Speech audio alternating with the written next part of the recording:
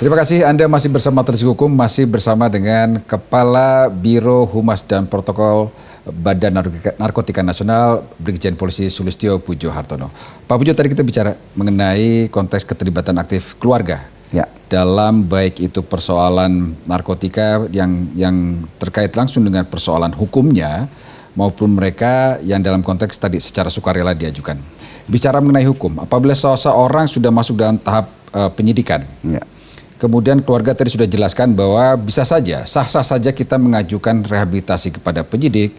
Tentunya setelah itu dilepaskan kepada hak penyidik sendiri untuk melakukan asesmen lebih lanjut apakah diterima atau tidak.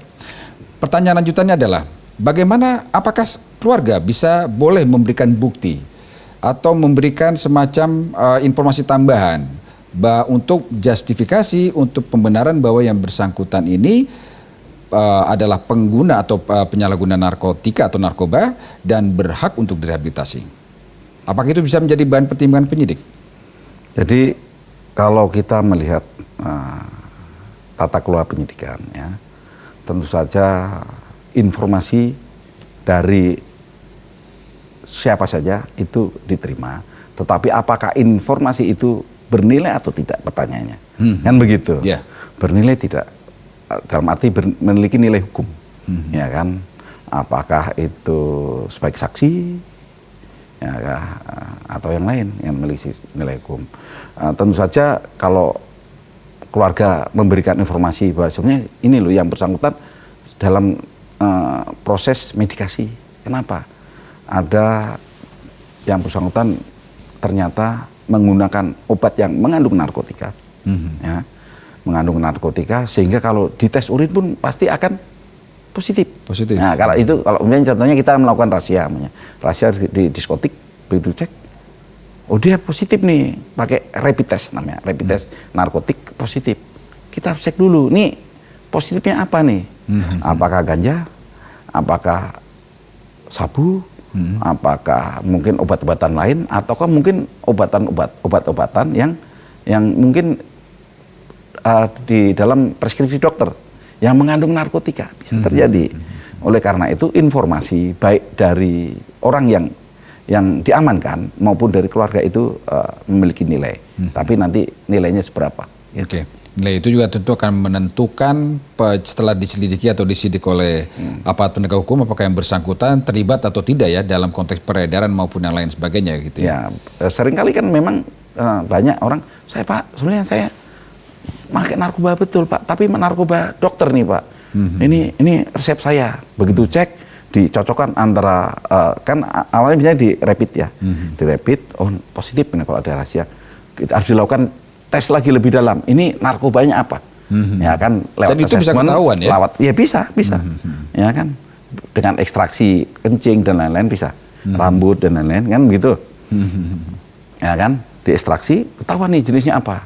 Cocok nggak dengan pengakuan dia apa persepsi dari dokter, kita tanya dokternya dan lain, ternyata cocok memang itu apa obat-obat yang mengandung narkotika, ya memang berarti dia tidak menggunakan narkotika yang dilarang, makanya bunyinya kan penyalahguna narkotika, bukan pengguna narkotika, kan begitu. Ada standar nggak, ada batasan minimal nggak sih seseorang bisa dikatakan sebagai pengguna aktif narkotika atau tidak? Tentu saja ada ya, ada aturannya ya, aturannya di peraturan kesehatan Permenkesnya ada namanya gramisasi ya. Gramisasi berbeda-beda, saya nggak begitu hafal. Ya, beda-beda. Oh, kalau ini lewat ini kurang dari ini dianggap pengguna, kalau ini dianggap pengedar. Gitu. Makanya orang-orang tertentu itu terkait barang bukti yang ditemukan ya. Salah satu barang bukti. Ya.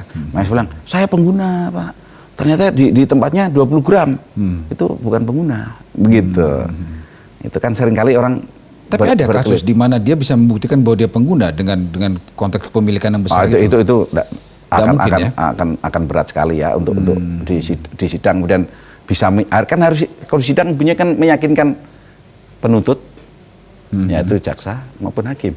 Ya, kan betul. Gitu umumnya kan begitu. Karena ada berita waktu itu yakin pasti hakim jaksa penuntut juga berpedoman pada aturan-aturan seperti membaca dulu malamnya sebelum menuntut, mengajukan penuntutan, hakim sebelum memutuskan kan ini saya hukum direhab gitu kan. Iya. Ya kan? Kan hakim, kemenangan hakim. Kan dia baca resume, baca berkas satu persatu, cek keterangan dan lain-lain. Tapi belum pernah ditemukan ya Pak Pujo konteks seseorang memiliki kepemilikan narkotika atau narkoba itu di atas batas yang ditentukan oleh undang-undang gitu ya. Namun dia tetap mengaku sebagai hanya pengguna gitu ya. Pak, itu aturan mainnya. Ya, aturan mainnya bisa seperti itu. Tetapi pelaksanaan bisa macam-macam. Bahkan di Indonesia ada yang aneh. Ada aneh. Satu bandar besar. Ya, satu bandar besar. Ya kan. Yang bersangkutan dihukum, ya sampai tingkat banding, ya kasasi dihukum, tetapi hartanya dikembalikan, harta hasil narkobanya, kan seperti itu. Ya. Jadi itu terkait kepemilikan narkoba begitu terapan, itu yang ada adalah keyakinan, ya keyakinan baik hakim tingkat 1, tingkat 2, banding, kasasi itu keyakinan daripada hakim. Oke. Berarti artinya sebenarnya bahwa batasan kepemilikan itu memang sudah ada di undang-undang. Udah. Ya, artinya keluarga maupun masyarakat juga harus paham soal ini ya. Jadi tidak serta-merta membabi buta membela seseorang dengan pengakuan seperti itu aja. Karena pembuktian jelas ada di tangan penyidik tentunya. Ya, pembuktian penyidik, nanti penuntut harus yakin tidak terhadap berkas penyidik, nanti hakimnya yakin tidak ada pengakuan tersangka maupun saksi-saksi yang dihadirkan di depan sidang. Itu seperti itu. Oke, ini terkait dengan konteks rehabilitasi Pak Pujo. Apakah ada tahapan lebih lanjut setelah mereka diputuskan rehabilitasi gitu ya oleh hakim gitu ya? Apakah kita bisa melakukan segera eksekusi rehabilitasi itu atau masih diatur kemudian oleh penyidik? Jadi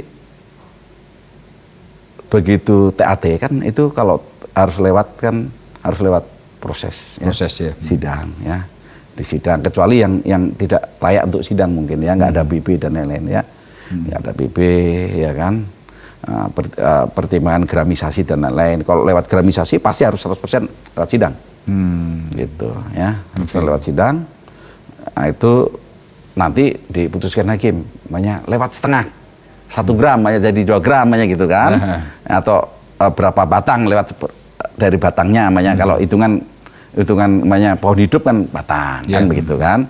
Kalau barangnya kristal kan gramisasinya. Nah, itu lewat kan berkas lewat sana. Nanti hakim yang memutuskan. Oke. Begitu. Nah, ini menarik. Nanti kita akan bahas di segmen terakhir Pak Pujo, itu konteks bagaimana apakah konteks rehabilitasi bisa diputuskan oleh di tingkat penyidik, tingkat polisi gitu ya, tingkat penyidik itu, atau harus tetap melalui sidang putusan hakim gitu ya. Kita akan bahas ya Pak Pujo. Dan pemirsa Televisi Hukum, kami akan segera kembali dengan bahasan lebih lanjut. Jangan kemana-mana.